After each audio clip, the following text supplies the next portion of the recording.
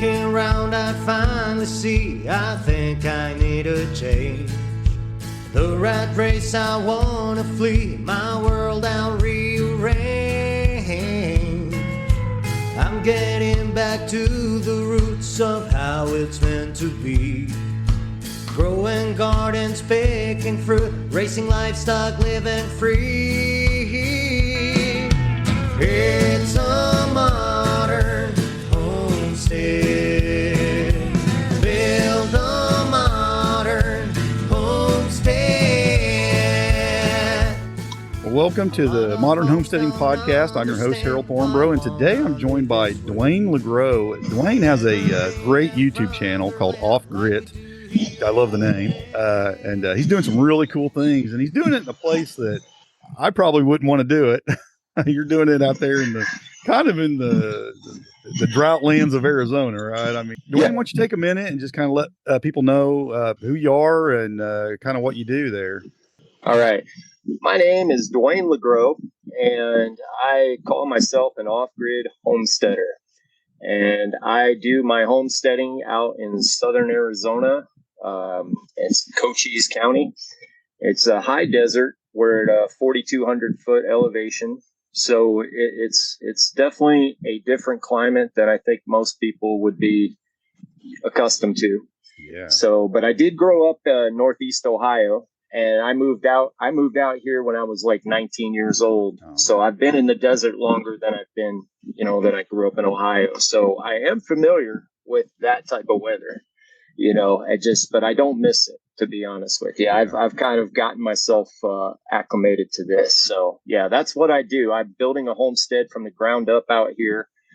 We bought some vacant land and decided that we wanted to build our own house and our own homestead, farm, the whole works.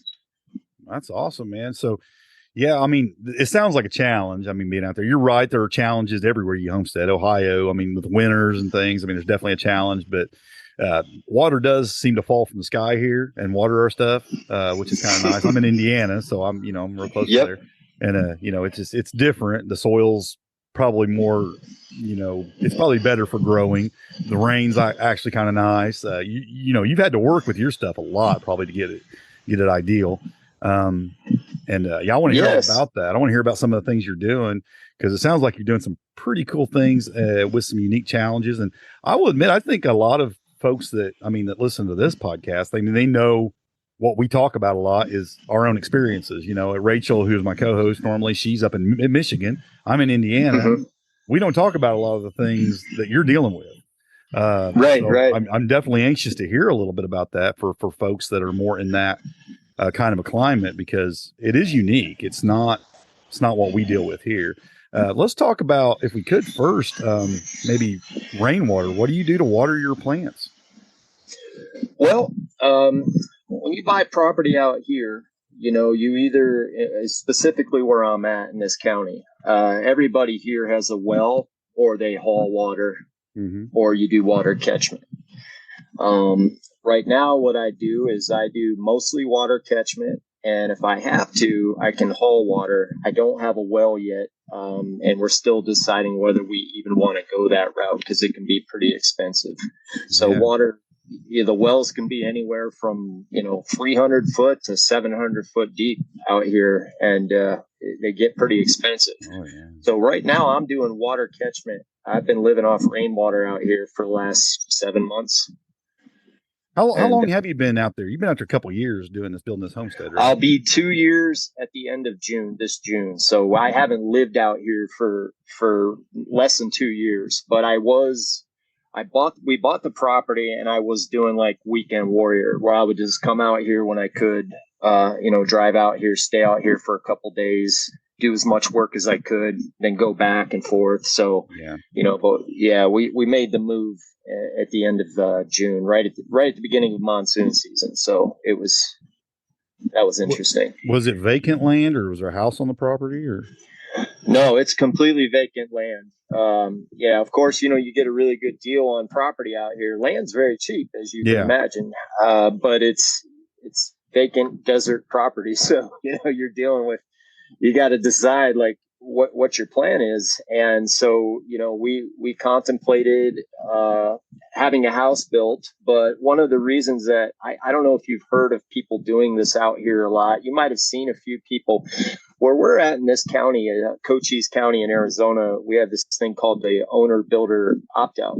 And what that means is I can be my own general contractor, and I don't have to deal with inspections and things like that. So there's a lot of relaxed building codes, I guess you would say, out here. There's and one reason to be there, if nothing else. That's one reason to start a homestead out there for sure.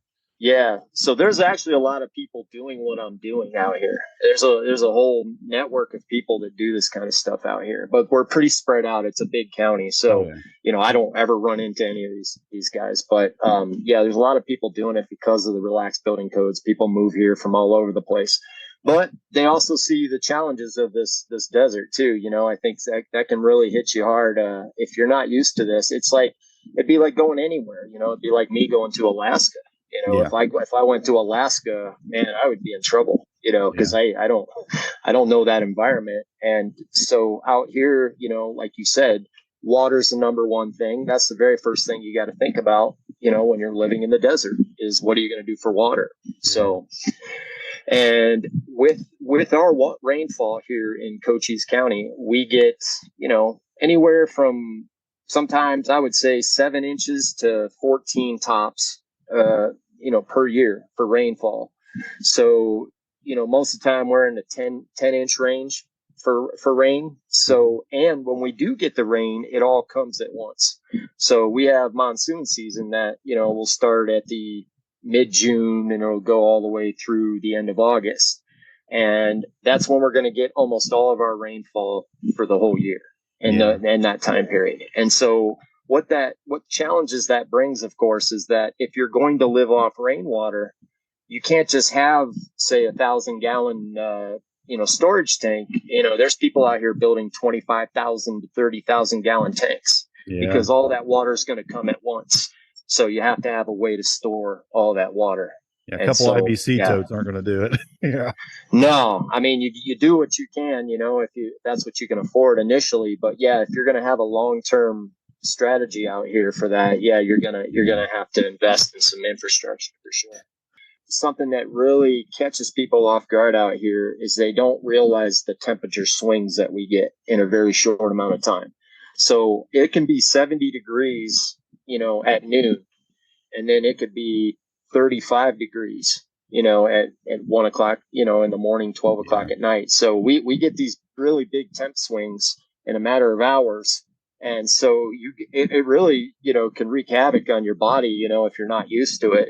It'll catch you off guard for sure. So we and your garden and your animals and everything else. Exactly. So there's you might as well be growing on Mars out here compared to some places, It kind of looks like it, when you're out in that area.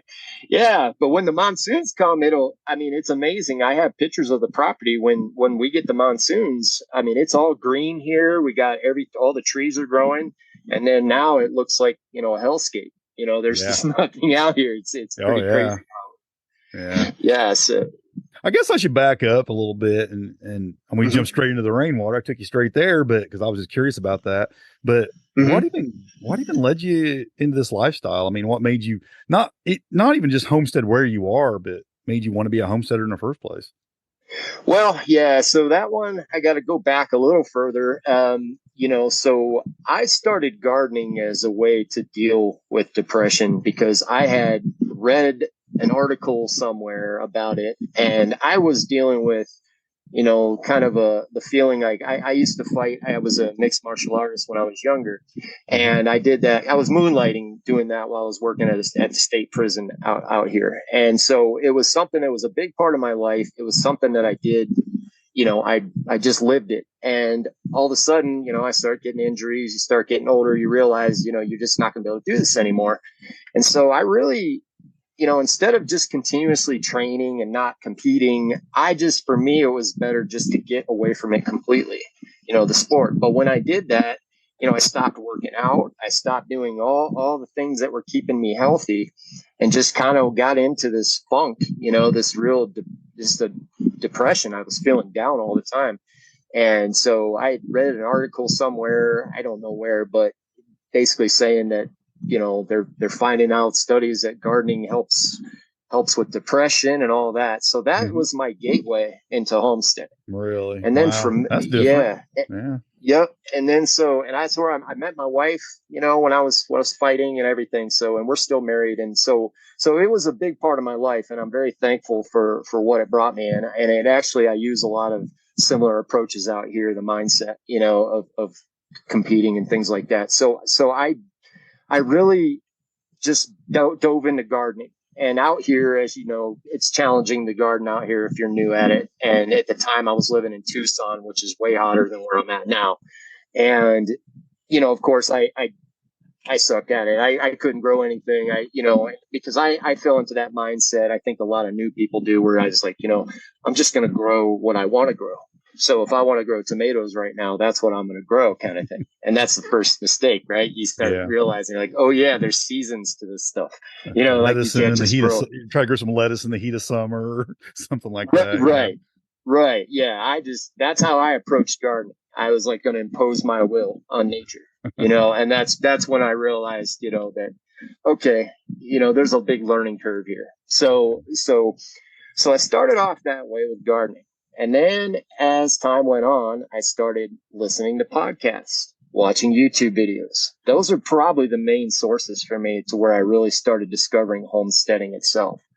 And we were in an HOA neighborhood at the time. And one of the things that I joke about it, but the HOA really did drive me to where I'm at now. Like, we were living in an HOA. I went to put a high tunnel up in my backyard, because out here, you want to keep that shade cloth as high off the plants as possible, so you don't, cook your plants. Right. So I wanted a nice, tall, high tunnel. Yeah, but that went. And of course, got the notice, and then basically not allowed to do that. And then, of course, I wanted chickens, which I was going to get them anyways. So I went and got chickens. And then it was, next thing you know, another notice. And then it got to a point where I felt like a criminal in my own backyard. It was crazy, that feeling, and just realizing that this is crazy. So the lifestyle self-sufficiency thing, I did start back in the suburbia. That's when I was really studying things. I was practicing a lot of gardening techniques. I got chickens. I learned, through having chickens, which they also say is a gateway to homesteading as well.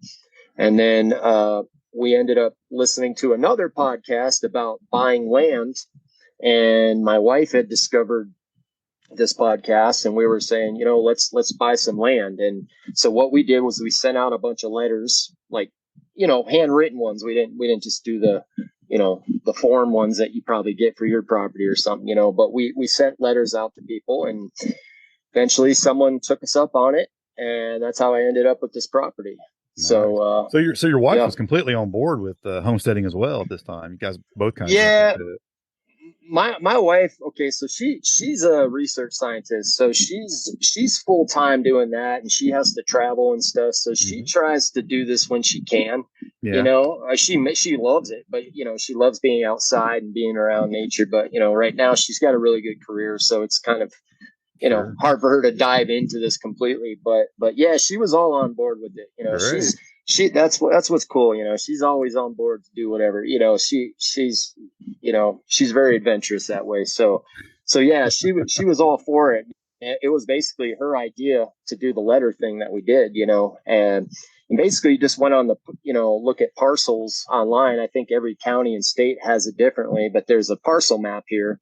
And we were just looking at properties that were basically, it's amazing how much information's on there, first of all. Yeah. So I was kind of shocked, actually, at how much information you can find on people and things. So yeah, you click a button, you're like, you get their tax information, you get all this information. So I kind of felt a little weird about it, for a while. I was like, man, this is kind of intrusive, but it's out there. Now it's your name on that stuff.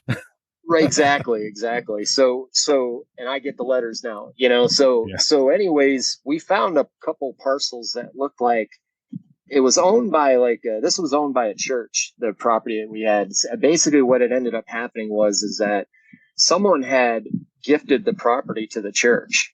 And the church had owned this property for like 15 years, and they were just cutting checks every year for the taxes. And it just looked like they weren't doing anything with it. So we tried to find properties similar to that where they looked like they were just holding it, but there was nothing going on, you know. So that's how we ended up getting this property. Oh, And how many acres is it? this is 15 acres. Oh, wow. Nice little piece of property. Yeah. Yeah, and then what's cool is there's nothing around here either. You know, Yeah. I do have a train at the very corner of our property, so that's interesting. Like, I mean, it's right here. You know, this is train country out here. We have a train going through our town, and I'm close to Tombstone, Arizona. Okay. Yeah. You know, the Tombstone. Yeah. Yeah, So I know the movies and the books. Yeah. Here. Yeah, we're out in the Wild West out here. So Yeah, no kidding.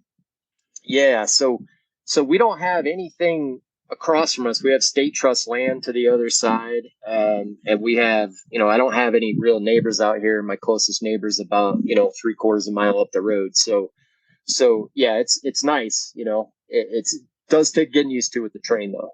Yeah, I would imagine. Yeah, I grew up real close to a train too. We had one kind of went, you know, spitting distance in our backyard. Used to cut through right at the back end of our property when I was growing up, and it's amazing to me how you'll get so used to that sound that you hardly even notice it after a while. It's really weird. Like it won't even wake you up at night or anything. It's really weird. No, that's what we were saying, because we initially, when we got the property, we were kind of like, this might just be kind of maybe a flip or something, or, you know, maybe we'll just hold it. We weren't really sure if we were going to really actually try to build here, you know, because of the train. And we were like, well, let's just give it some time and see. But like you said, it doesn't even faze me anymore. It's amazing what you'll just block out. There's one going by right now. Yeah. Is that right? Yep. Wow. So you definitely got this land that has obvious challenges. We can talk about some of the tougher things about it here in a few minutes. But so what was your first steps? I mean, did you start building a house? Did you put up greenhouse, your barn? How'd you kind of handle this once you got on the land? Okay. So to go back a little bit, I kind of do this, but I have to go back and tell people that what I did for a profession was I was a welder. So so when I say I worked at the prison, I worked there for an amount of time, but actually took up welding and had been welding for many years. So I did a lot with infrastructure already and had a background in it. So I kind of didn't come out here completely green when it came to that stuff. So I did have a little bit, you know, of experience that way with building in general. And I used to help my dad do things, you know, when we were growing up. He remodeled our house and we did all kinds of work like that. So when I first came out here, the first thing that I did was built habitat for my chickens. Okay. Because we were still in our HOA neighborhood and I had to get these chickens.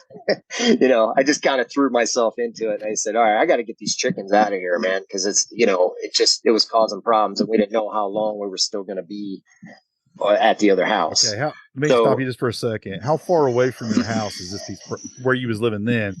It's about an hour and a half. Okay, so it's a pretty good haul, yeah.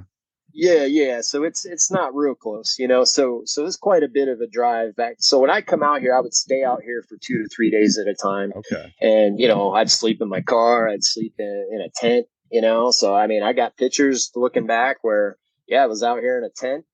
I built this really big pallet structure for my chickens, you know, really big for chickens. It was like a 1,600 square footish, you know, for the chickens to have a place to basically have their own run in a coop there.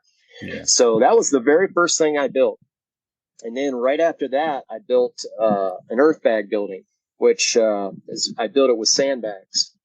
So I don't know if you saw that online or not. But yeah, I've seen it. Yeah, I was looking at your YouTube channel and seen a little bit about that. Yeah.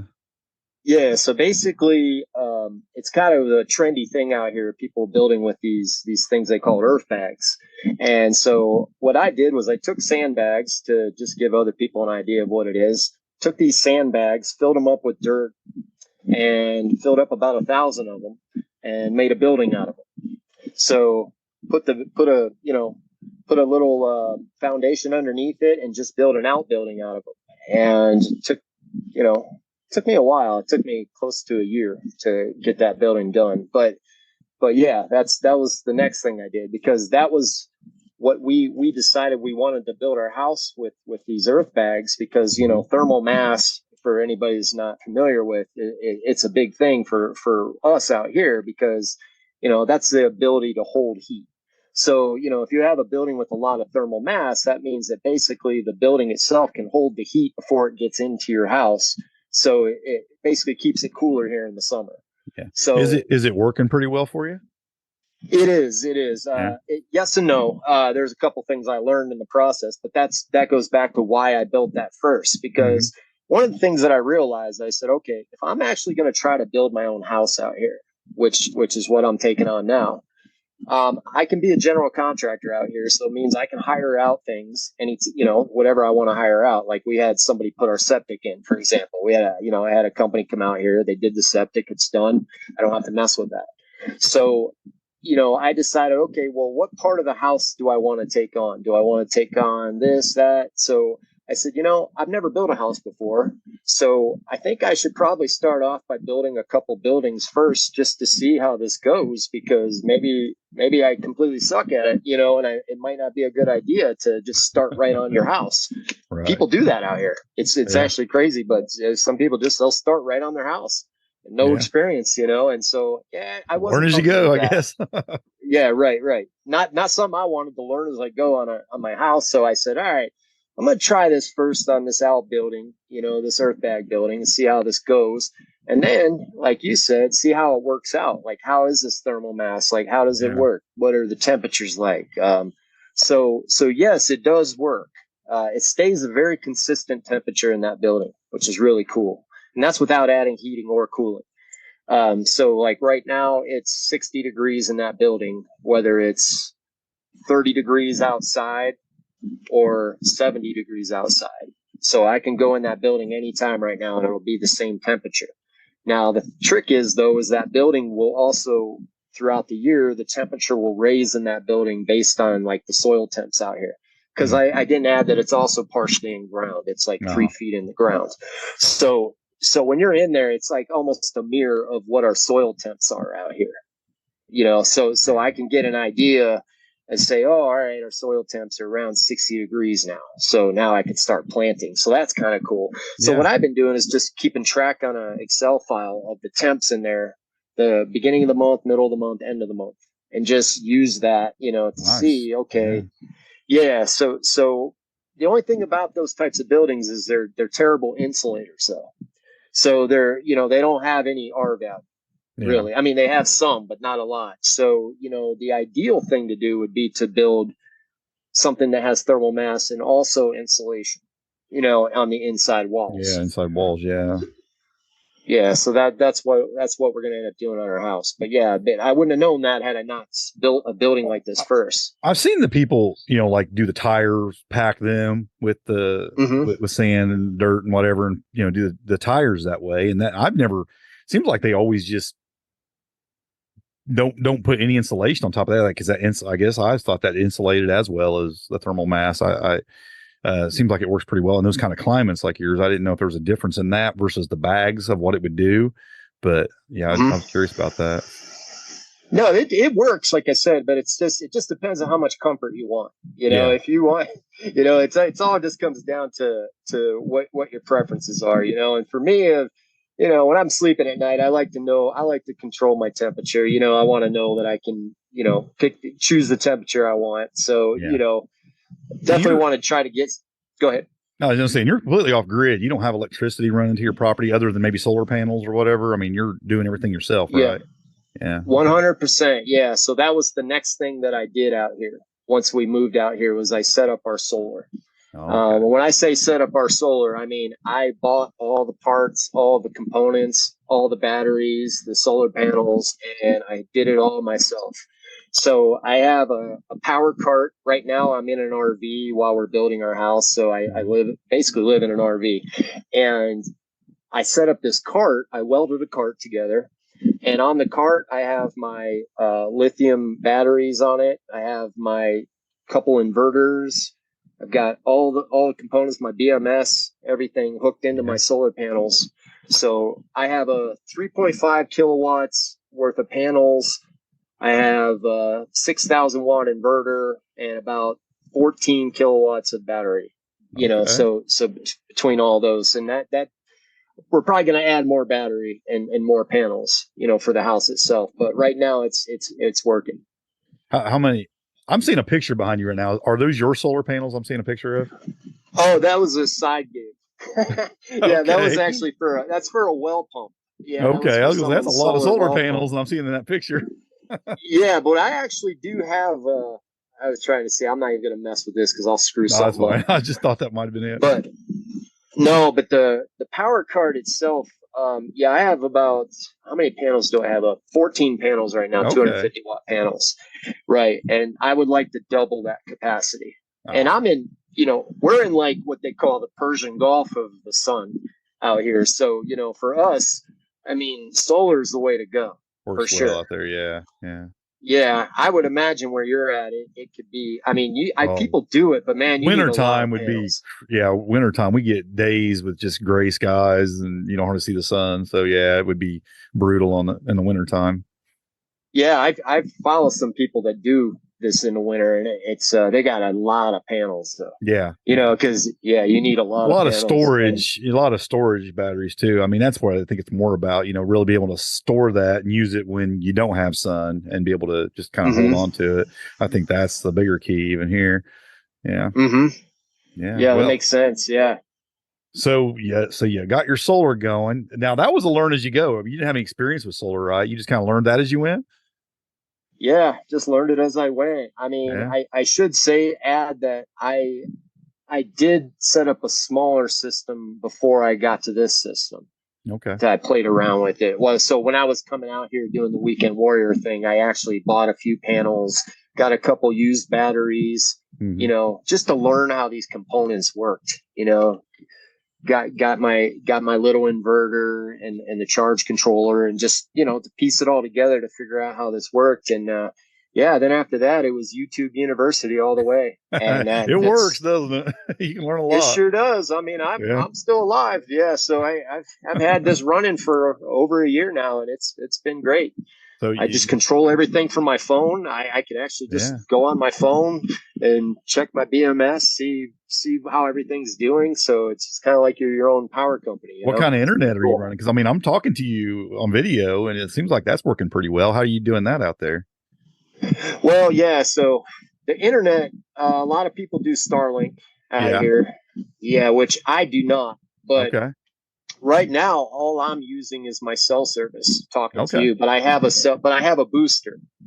So I bought a pretty expensive cell booster, and I have it set up in my RV. I did have high-speed internet out here for a while, but it was costing a lot. You know, we were doing what was this other system? We do some camping. We actually have a camper we keep at a campground, and we don't have internet out there, and we always use our phone. But I was looking at Starlink, and I was looking at, there was this other one that was out there too, and a lot of RVers use it, and it runs through cell service.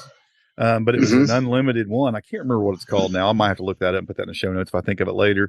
But I know there's a couple of good options out there, but none of them are cheap though. They're all pretty expensive. Unlimited data.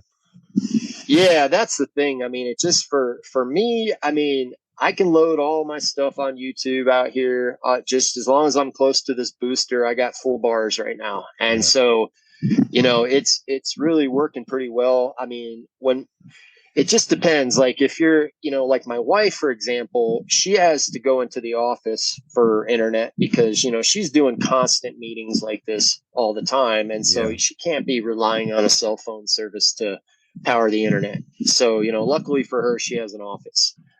So, you know, and she's in Tucson right now, actually, while I'm talking to you. So yeah, she works at a university. So for her, the internet's a little bit of a different story. Yeah. You know, but for me personally, it's fine. You know, I only ask because I know a lot of folks that maybe would think about going down this kind of path. It's a big deal today. Today's, you know, just the lifestyle of folks today. I mean, it's something that you have to consider because it's how we might 100%. Even if you were completely off grid and you were self-employed as a YouTuber or whatever, it's still something you're going to have to think about. I mean, because it's part of the business you're going to do, right? I mean, I know Yeah. I couldn't get by without internet. It's just too important to me. We use it for all kinds of things. So it's just something you got to have. And it's just, it's to me, it's not quite where electricity's at, but in today's age, it's getting real close, just the needs of, unless you just got to have a job that totally doesn't have anything to do with anything like that, then I guess you can get by without it. But for most people, Yeah, to have relationships with family or anything, you're going to need some internet, absolutely. Yeah. It's just, luckily for me, my cell service is working pretty good for my data right now, and Yeah. I can do most everything I need here. But yeah, sometimes if I need to, get internet, sometimes we had this company called Unlimitedville. And I don't know if you heard of them. No, never Super heard. expensive. They were super expensive. It was kind of a ripoff, but we were doing that because it was unlimited. We were doing the AT&T. They have a plan too, where they basically send a card to you, and it's like a prepay. But they give you like, I think, I don't remember how many gigs it was. I want to say it was like 100 gigs maybe. But They what I probably called found is that unlimited too, didn't they? They all call some yeah, stuff yeah. unlimited, but it's not really unlimited. No, it's not. Even the unlimited bill wasn't unlimited when you looked at the fine print. Yep. They're like, it's unlimited until you go up to this many gigabytes, and Right. then they're going to slow you down.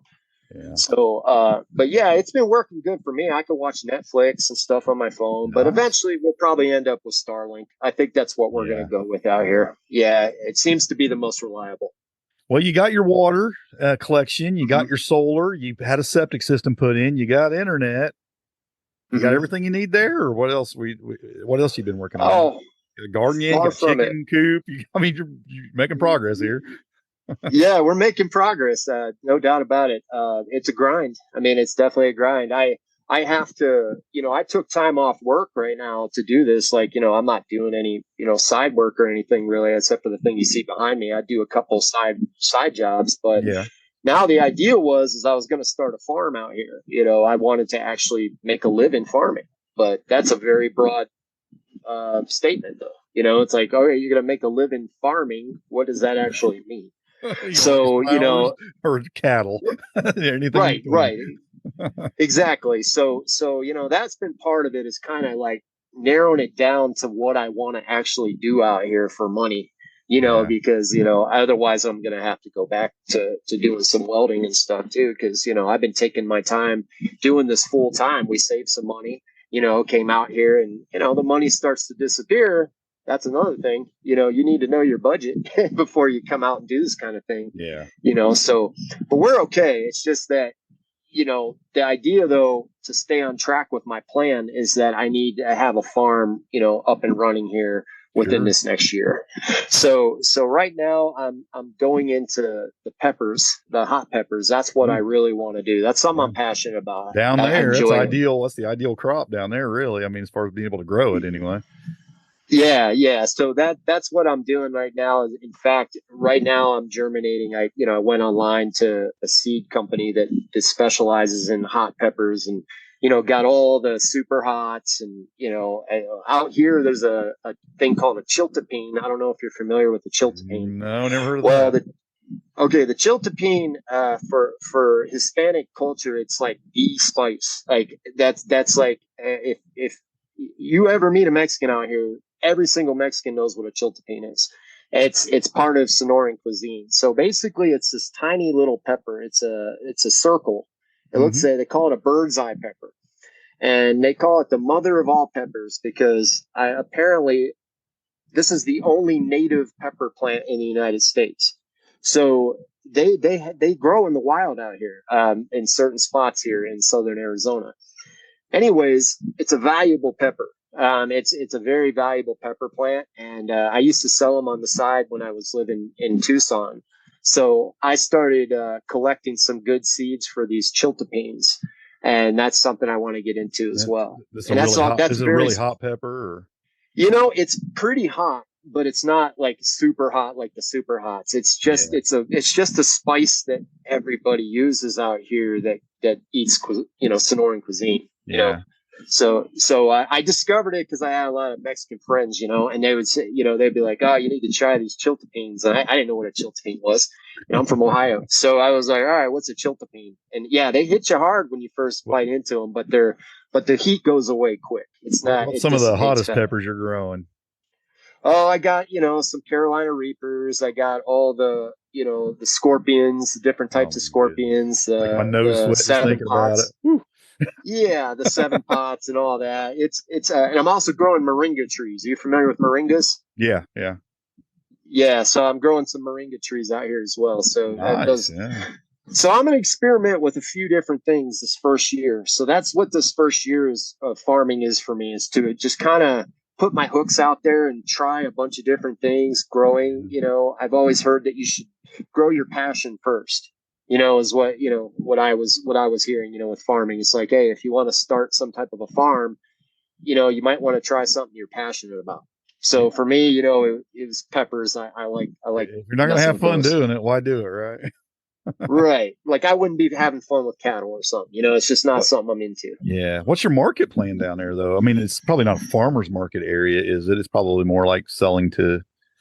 Well, the marketing we do have farmers markets here. Okay. Not here, but yeah, I would have to travel quite a bit to go to those. So initially with the peppers, the thing I like about peppers is that you can sell that pepper, plant.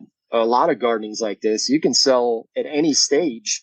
You can sell something, So whether you're selling the plants, whether you're selling the seeds, you're selling the actual pepper itself. And say you couldn't sell the pepper, you can make spices or powders out of them and things like that. So I feel like with that, there's a lot of different, avenues you can go with it. I think some of it's definitely going to be online. Yeah. Speaking of internet, I mean, what don't you do online anymore? Yeah, pretty much everything. Yeah. That So sounds like it'd be a good way way to go. Yeah. Yeah. So that's kind of what I've thought through. I said, the cool thing is that you can sell it at any stage. So, if you can't figure out your marketing by then at least you'll have something at the end of it. Whereas some things are perishables, they're gone. You have to have, like I could grow basil easily out here, for example, but where am I going to sell all of it? Right. Exactly the point, right, that you're making. It's like you could grow a lot of things, but if you don't have a plan to sell it, you're just going to be stuck with a bunch of basil, Right. Yeah. Because I've grown things like that too. There's just no market for them. Like some people say, well, we sell microgreens. Well, in some places you can't sell microgreens for anything. Other places you can't keep them in stock. Everybody wants them, and it's just like that with it just depends on your area. And also you got to find a passion for it and then a market for it. And, everything's got to kind of click, but if it all clicks, you got something. Yeah, for sure. Yeah, you're right about the microgreens, because I've been messing with those for years, and same thing. It was just like, it just comes down. I mean, almost anything comes down to marketing, because you can sell just about anything, but like you said, if you don't have a market for it, I see all these clickbaity things about microgreens. You can make $50,000, selling microgreens. If it's in the right place, if you're in the right place. I'm sure. And again, internet kind of takes out that that area thing for marketing, but if it's something that can be sold online, like seeds, for example, that opens up a whole door there. With microgreens, that's more difficult unless you're selling like kits or something, like kits or something like that. I mean, there are ways you can do it, but you're right. I mean, there's limits on what you can do in your area and what you can do online, but with all of us working together and everything's clicking right, you can make a living doing it.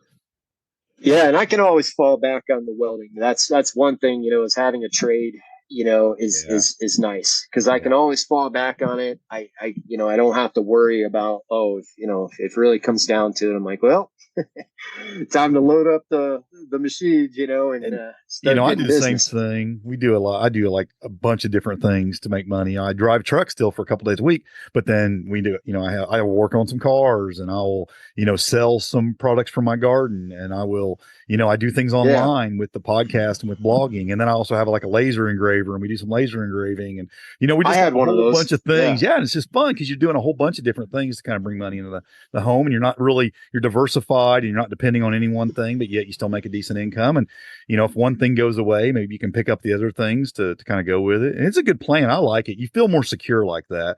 And to me, I feel less burned out than just spending 70 hours a week doing one thing too. Yeah, exactly. I definitely admire that my wife can do it. She just has a career that she found something that she's passionate about, which, that's rare sometimes, I think, to find like a good living, doing something you're passionate about, which is why the homesteading is so awesome. I love it. I just love the idea of being self-sufficient in general. And also, like you said, the next chapter is I'm going to be learning marketing and how to make a living off a homestead. That's the challenge right there. Well, you did it. You got on 15 acres of land. You've pretty much got your off-grid homestead established, and you started on this journey. But what have you learned? What has it taught you?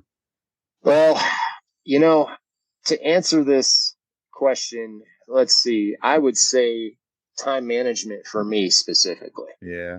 And I think everybody has their shortcomings. And for me, managing all the jobs that need to be done, doing what I'm doing, it can be very challenging.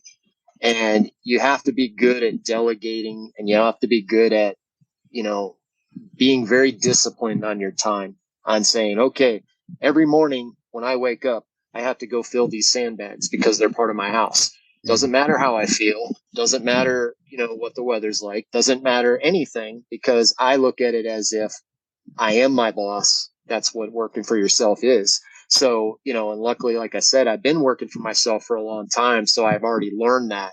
But I think people coming out and doing this would have to understand, depending on what capacity you wanted to do this. The thing I like about it is that we all can do it at our, you can homestead at any capacity. You don't have to do it the way I'm doing it. This is kind of a little extreme where, but if I was living in a normal house in a normal place, I would still be homesteading.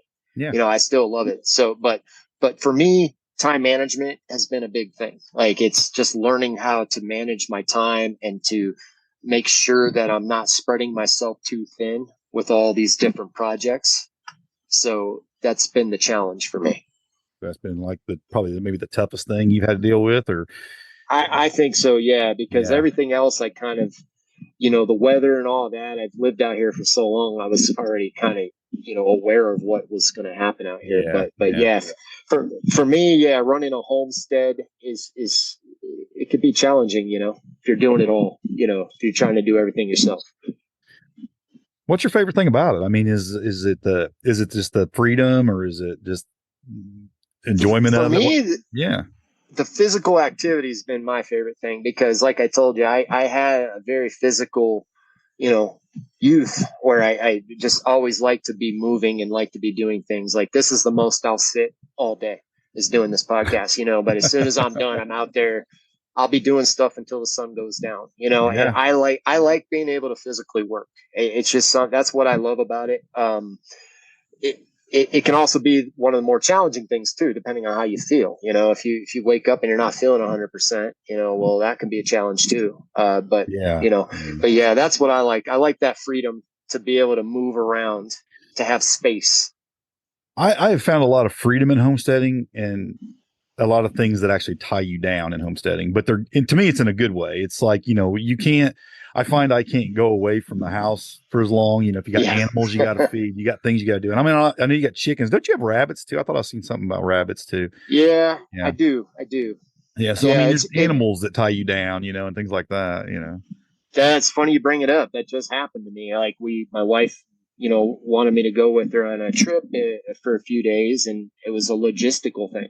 Yeah. It was, we had our 20-year anniversary this year too. And that was, we went to Hawaii. And so that was, it was awesome, but man, that was a challenge because like you said, I have dogs, I have goats, I have chickens, and a rabbit at the time. I only had one rabbit, but that made me really realize, I was like, ooh, there's some things you got to work through here. That's kind of why I'm leaning more towards the plant side of things out here, is because it's the one thing I like about plants. Yeah. That's a good, you can automate it. That's great. I mean, that's a good thing to think about, because I mean, a homestead doesn't have to be what everybody thinks of a homestead being. I mean, you can set it to fit your life. And if animals don't fit into that homestead, that's fine, or you just set it up the way you want it to be. And I've seen some people, their homestead is nothing but animals, and some people it's nothing but garden. Some people it's a combo. I mean, it's what you want it to be. I've seen orchard, homesteads where they just have trees, and really not a whole lot else. I mean, it's what you want it to be, and you can set it up and design it. You can design your lifestyle to be what you want it to be. Well, it's like your podcast is called Modern Homestead. Yeah. And that's something I try to look at. I say, how can technology help me? For example, I wouldn't be able to do what I'm doing if it weren't for the technology with solar. Mm-hmm. Like the way solar has come so far, and it's still getting better. I would not be able to live without electricity, huh? Negative. Exactly. I don't have any desire to live without internet. I don't have any desire to live without, so when it comes to homesteading, one of the things that I have considered with the farming side of things is that the reason that I'm getting away from animals a bit, I'm still going to have animals. Yeah. But as far as making it like part of my career, it's a big negative for me. Is like the ability to be tied down to, like, I can't travel, I can't go anywhere. I don't know if I like that. I guess you could hire a farmhand. I guess that's what they do in those situations. But I never knew too many farmers growing up that left. You do that, or you do it like in chunks. Like there's people who just do the Cornish cross for 8 weeks, raise a couple hundred of them, do their sales, stock their freezers, and then they're done with them for the year, and they have 2-3 months of raising chickens, and they just do that. Or, it's like with me with quail, I go in and out of season with quail. Like I'll raise them for a while, and then I'll stop raising them for a while, and you just, stock your freezer up, then you get some more eggs later and start over again. I mean, you can do it that way, or, and make it fit your lifestyle. Or like you said, you can bring in a farm hand, or you can trade off with a neighbor. If you don't have a lot of neighbors there, but if you do have a neighbor close, right, a farm or two, hey, you kind of help run things here for a couple weeks while we're gone. When you're on your vacation for a couple weeks, we'll kind of help run your farm. I mean, you can do things like that. There's ways around it. You can be creative, sure, and make it happen. Yeah. But if it fits your lifestyle, and if it doesn't, well, that's okay too. Yeah. Yeah, I guess that's a better way to put it. Is if I love having the animals, I mean, that's the one thing. Is it's a double-edged sword, because on the one hand, I love my dogs. I mean, my dogs are everything. Like they're my favorite thing. Coming out here is like, I got 2 dogs that are totally awesome. They're in heaven out here. Plenty of room to run around. Yeah, absolutely. But, when I go to leave, it can be a problem, because then I'm like, okay, even though they can run loose on this property, like I've left here 3 days at a time, and they stay right in the area. They don't take off or anything like that.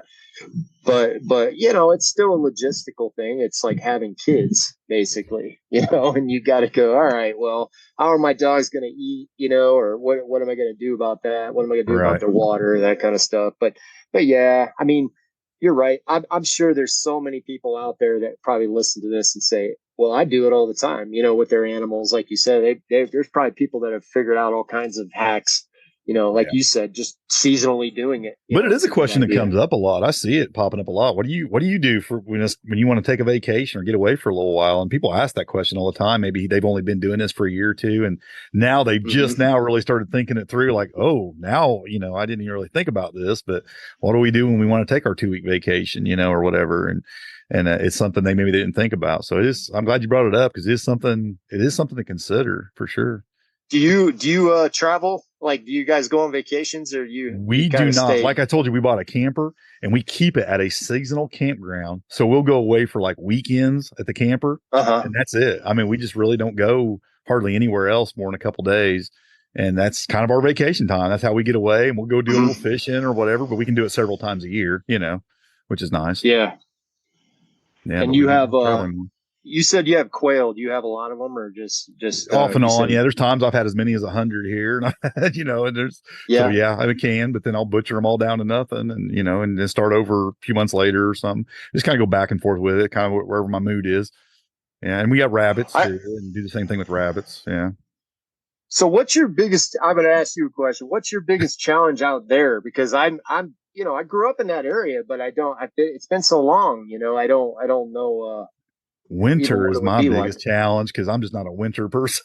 I mean, it's just, Oh, okay. I mean, I like to garden and I like to tend the trees and I like to take care of animals, but all that is either impossible or harder in the wintertime.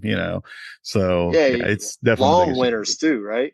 I mean, I mean, we have four seasons here, but and it's a decent, it's probably a really healthy environment. And it's really good for the garden and the soil and everything. But, Hmm. I'm a person who just loves sunshine and warm weather, and I have a greenhouse and stuff. So I can do a little bit, but I have to heat that greenhouse and that's a challenge. And, we grow indoors and that's a challenge, and feeding animals in the wintertime, that can be a challenge.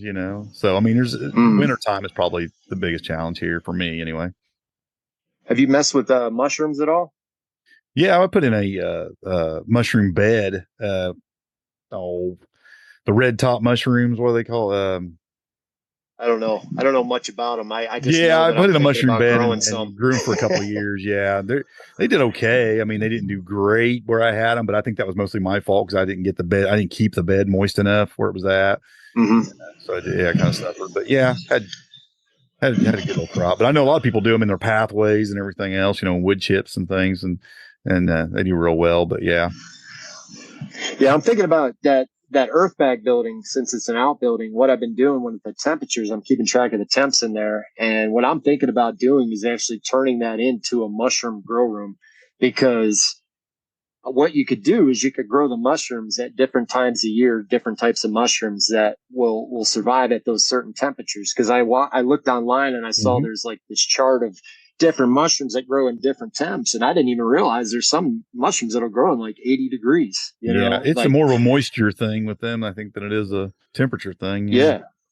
When Yeah. that in that building, I could keep it. I can control the moisture in there, no problem. And I was like, it'd be really neat because I wouldn't have to put a lot of inputs into that building. It would Yeah, just grow them be like you talking they. about the bag type, or growing them in bags or like logs. Yeah, yeah, mostly the bag types. Yeah, I'm just kind of playing with the idea right now, because right now that's where I'm growing all my plants right now. yeah, that could be a good market down there for that too. I mean, that's probably Yeah, you something. never know. I might end up doing that. So, but I don't know much about mushrooms, but I didn't know much about anything when I came out here. So, it's just a You learn matter as of you go. what. Yeah, that's the Yeah. thing about being a homesteader. I mean, everything's a new venture, and you kind of just do your homework and do your best and learn as you go. And sometimes it's a complete failure at first, and you keep trying, or you say, I just don't think I want to go any further with that, and you give up, go to something else, and it's just whatever you like doing. I think that's what I like about it. One of the things I like about it the most is just there's so many different ways to do it. I mean, Hmm. I talk to homesteaders all the time on this podcast, and they're all doing it different. They're all doing different things. They're all living their dream, and it's always a different dream, and I love that. It's not always the same. Yeah.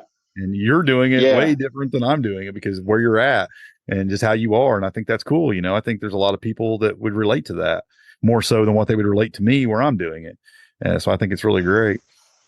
Yeah, I try to be careful when if I've had people that, whether it be on YouTube or Instagram, that'll ask me questions, I try to stay in my lane as far as saying, look, to be real, I've only been doing this for a couple years, like I'm doing it. So I am far, far, far from an expert. And when it comes to growing in places like where you live, or, the environment's completely different. So, for me to give someone advice on a homestead and, Minnesota or something, would be kind of crazy, because it'd be like, look, man, I Yeah. could tell you about here, which is like Mars, like I said, but Yeah. I couldn't really tell you much about Alaska or anything, like, Right. so, like you said, that's what it is. To me, it's a broad thing, it's on a, some type of a spectrum, maybe, it's like, Yeah.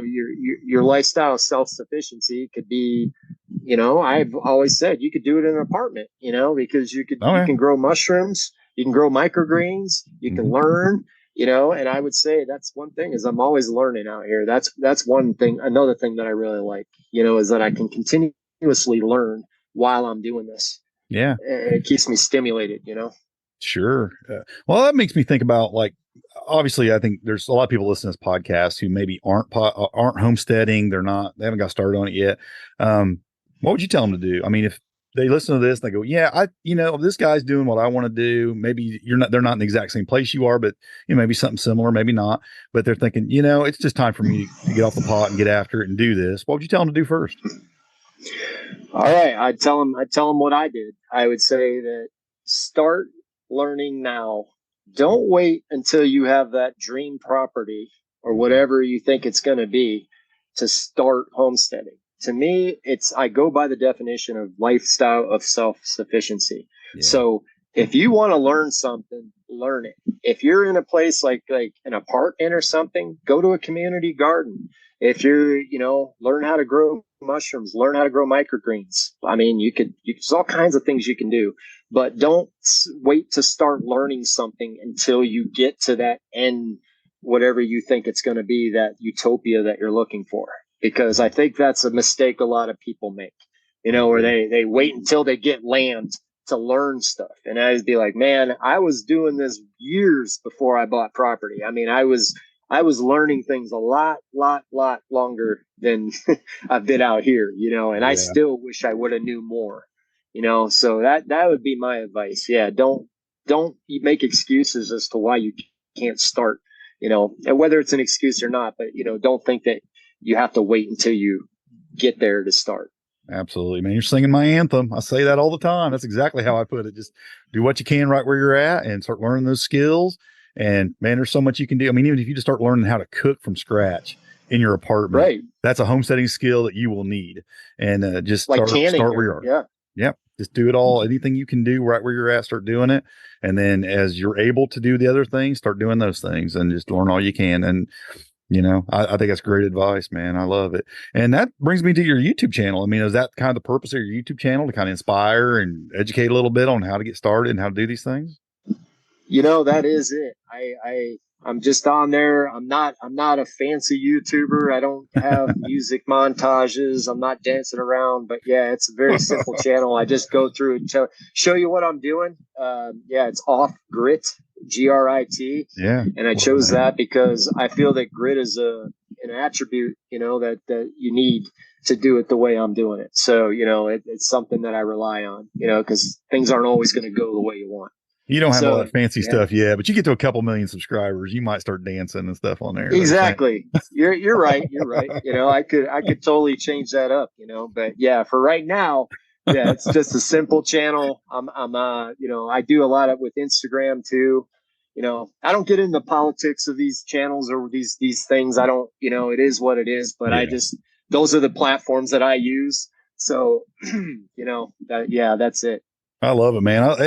Like I said, I've watched your channel a little bit, since we touched base here a while back, and it's good stuff, man. I mean, I just love that you're keeping it simple. You're not trying to make it look like something that it isn't. It's not about trying to be super impressive necessarily, just showing how it's done and what you're doing and the realities of how it works, and, there ain't, it's not a sexy thing to see a plastic covered greenhouse or whatever, or earth bag set up, or you're playing. I mean, it's nothing sexy about that, but at the same time, it's reality and it works, and you're growing stuff, and and you're doing it in a place that I'd have a heck of a time growing. I mean, I knew nothing about homesteading where you're at, and for me to go out there, I mean, I would people be like, this guy has no clue what he's doing, and they'd be absolutely right, because I wouldn't have a clue how to even start out there. But I do my best, and I probably learn as I went, kind of like what you did, and you're doing it, man. You're making things happen, and I think it's great. Well, thank you. Yeah, it is a pet peeve that I have about channels that do this with this type of thing, like homesteading. I think like you have a responsibility almost, if you're portraying this lifestyle, to do it in a responsible way, to where I'm not giving somebody a false idea of what this is. Like I feel like sometimes like not all of them, there's some good ones out there, but I'm saying some of them, I look at what I see, because you or me, we can see through it.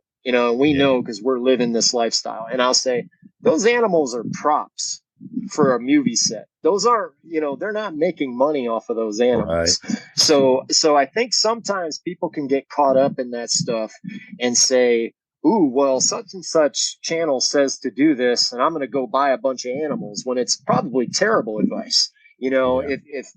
So I always tried to find, like, when I would watch channels, most of the stuff I'm watching are things that directly relate to something I want to learn.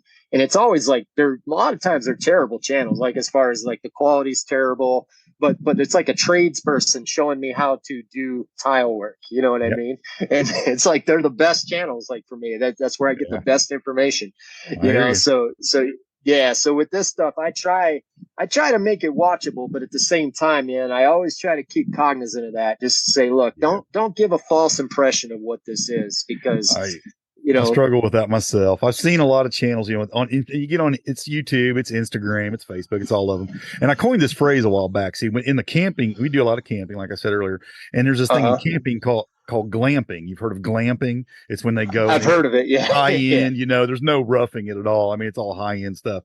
And I've kind of come up with this phrase called glampsteading. It's like where it's just us homesteading. There's not really homesteading. It's just this glamorous lifestyle, with animals in the garden, and it's not, and it's fine. If you want to, I'm not going to judge them. If they want to live that way, it's fine. I just try to encourage people to think that are interested in homesteading that may not be homesteading for you. Okay. That's not what it really looks like. If you're trying to make a living from a homestead, or you're trying to do it to feed yourself, that's kind of a novelty, and it's fine. If you want to live like that and you want to have that novelty, more power to you.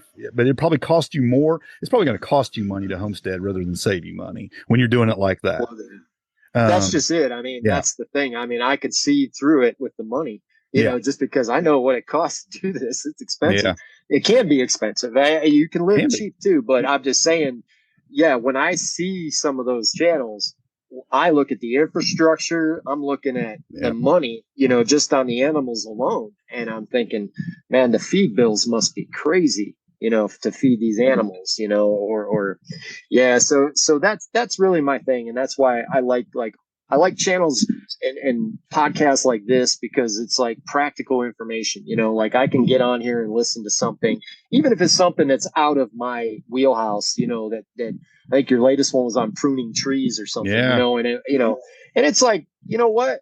I still listen to it in the background because, sometimes like I will catch a little tidbit of information. And the beauty of podcasting that's even better than YouTube is that I can listen to this while I'm working. Whereas YouTube, I have to stop what I'm doing to watch. So my stuff's more the end of the day stuff that you watch, maybe when you're chilling out. But like a podcast is great. I've learned so much information off podcasts, man. It's not even funny. It's my favorite media to listen to, because just to digest, because like you said, you can do anything. When I first started listening to podcasts, I was truck driving, 5-6 days a week. And when you're driving down the road, you can just listen, and now if you're out gardening, you only listen to the same song so many times. Yeah. and so it is great, but I love YouTube too. I mean, I spend one of the things, and I've said this before on other podcasts that I've been on, folks, one of the things that got me in when I first, I had a cancer diagnosis and I wanted to get into homesteading. And I just didn't think I could do it. I'm a small piece of property in a town. And I was like, I can't, I don't know what I could possibly do with a small piece of property. And I was encouraged by a YouTuber. It was some folks called, they were in Southern California. Why am I drawing a blank on their name now? The Dervais family, and they're urban homesteading. They're urban homesteads, what their homestead's called. And they had I think as a third of an acre or something like that. Not even that big, I don't think. Fifth of an acre, and they were growing 6,000 pounds of food a year on this small piece of property. And I saw that and I went, well, I could do that. I mean, I can just fill my whole backyard up with raised beds and plant some fruit trees, and I could do the same thing, and it was YouTube that really gave me that kind of confidence that I could do it too, where I was at.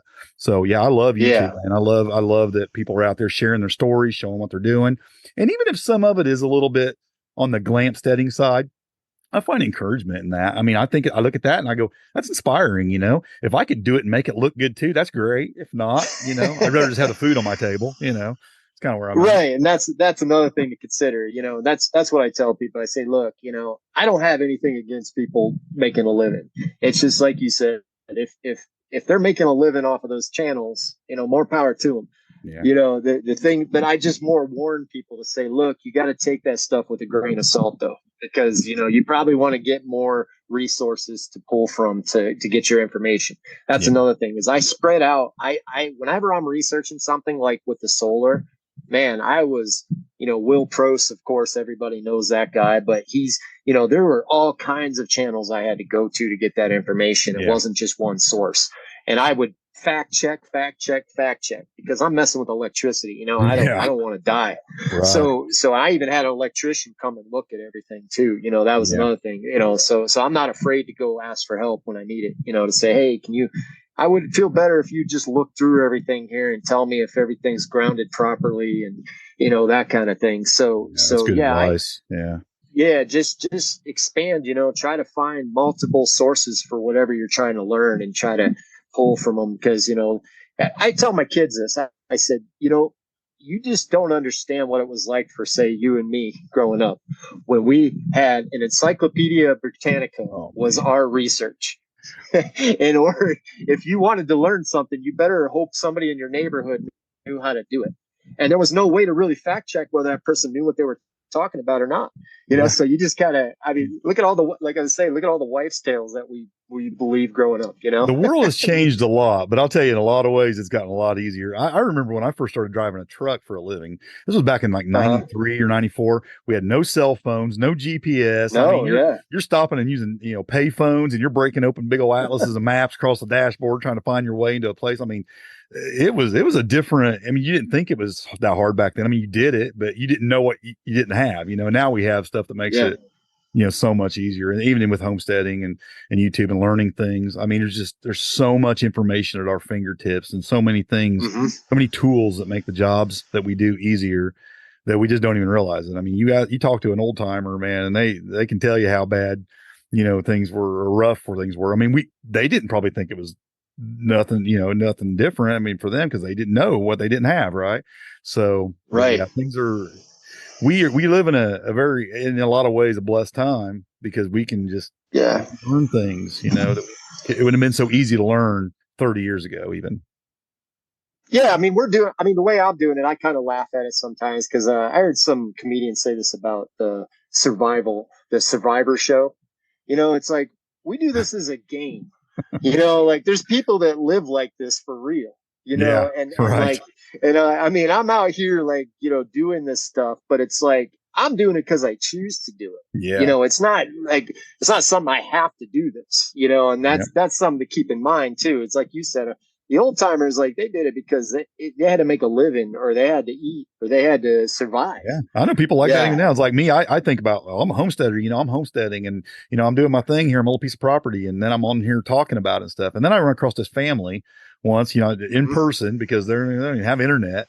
This is a family of like 7, and they have gardens and animals, and they're living in their home. And it was a survival thing for them. They're just doing it, because that's how they eat every day. And that's how they, not because they wanted to, because that's all they knew, it's just what they do, and I was like, and that's how it was for folks, back in the day. And there's still people like that. They're not trying to, impress you. They're not trying to teach you. They're just trying to survive, and they're doing it, and that's cool, but I'm not against the folks that, like you and me, who are out there trying to inspire people to even do it a little bit, because I started this it was a health journey for me when I got started. It's grown into so many more reasons for me.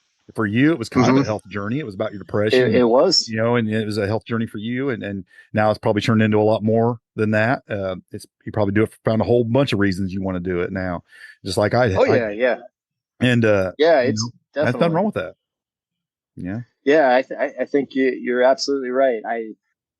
When I do my videos, one of the things that I'm doing this for is because it actually inspires it's almost a selfish reason, because I do it for myself, because it's cool to look back like a year ago.